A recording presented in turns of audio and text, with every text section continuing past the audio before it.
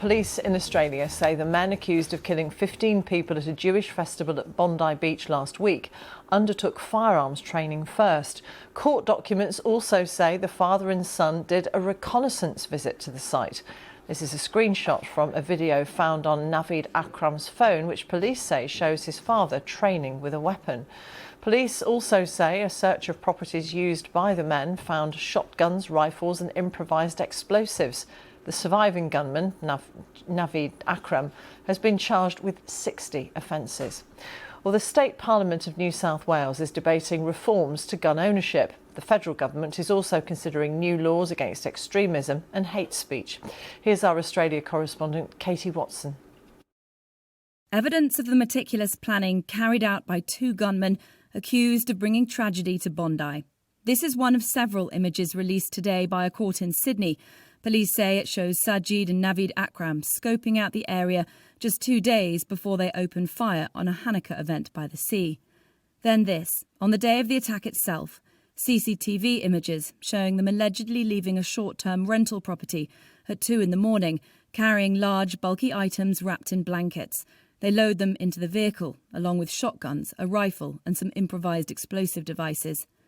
The document also shows the homemade bombs police say were made by the father and son duo, pipe bombs and a tennis ball bomb allegedly thrown into the crowd in Archer Park where the celebration was taking place. While they didn't detonate, police say they were viable. Later, investigators say they also found this homemade bomb in the car. Then there's these images, taken from a video showing the men firing guns and moving in what police call a tactical manner. It's thought this was filmed in regional New South Wales. The document also shows 2 homemade Islamic State flags allegedly found in the younger gunman's car. And police claim a number of photos and videos found on Naveed Akram's phone show the 2 men were driven by a religiously motivated violent extremism ideology. Separately, authorities say Naveed Akram, seen here preaching on the streets of Sydney 6 years ago, has now left hospital and has been transferred to prison. He's next due in court in April 2026. All this comes as the Jewish community continues to process what happened here in Bondi and what can be done to repair the trauma. Yesterday, the Prime Minister got this hostile reception. Some blame him for not doing enough to crack down on anti-Semitism. Today, an apology. Emotions were raw and a lot of people in the community are hurting and angry. And some of that anger was directed towards me, and I understand that. As Prime Minister, I feel the weight of responsibility for an atrocity that happened whilst I'm Prime Minister. And I'm sorry for what the Jewish community and our nation as a whole has experienced. Meanwhile, MPs here in Sydney were called back from holidays to push through reforms on gun laws and restrictions on protests. Politicians admit it's controversial, but want to show they're acting fast to try and keep people safe. Katie Watson, BBC News in Bondi. Our correspondent Phil Mercer is in Sydney and spoke to us about the full extent of the preparations made by the alleged attackers.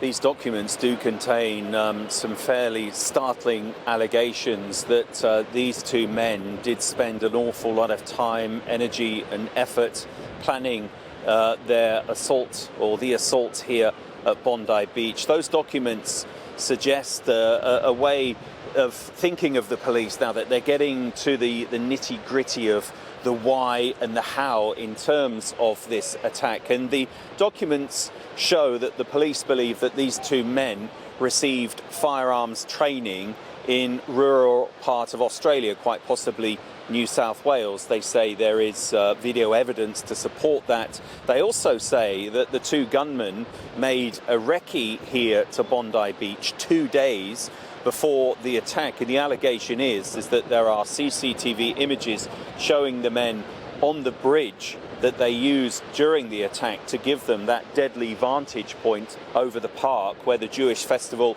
was being held. Also allegations that the younger surviving gunman who has been receiving hospital treatment, we understand that he's now been taken away into custody in prison, made a video explaining his justification for the attack. And I think what will alarm people above all else, and those other allegations are very shocking, but The documents allege that the gunman threw 4 improvised explosives into the crowd before the shooting started. That one of those improvised explosive devices was apparently a tennis ball type bomb. So these are allegations that will cause immense distress in the Australian community, but they do give us an indication as to how far the police investigation has come in 8 days.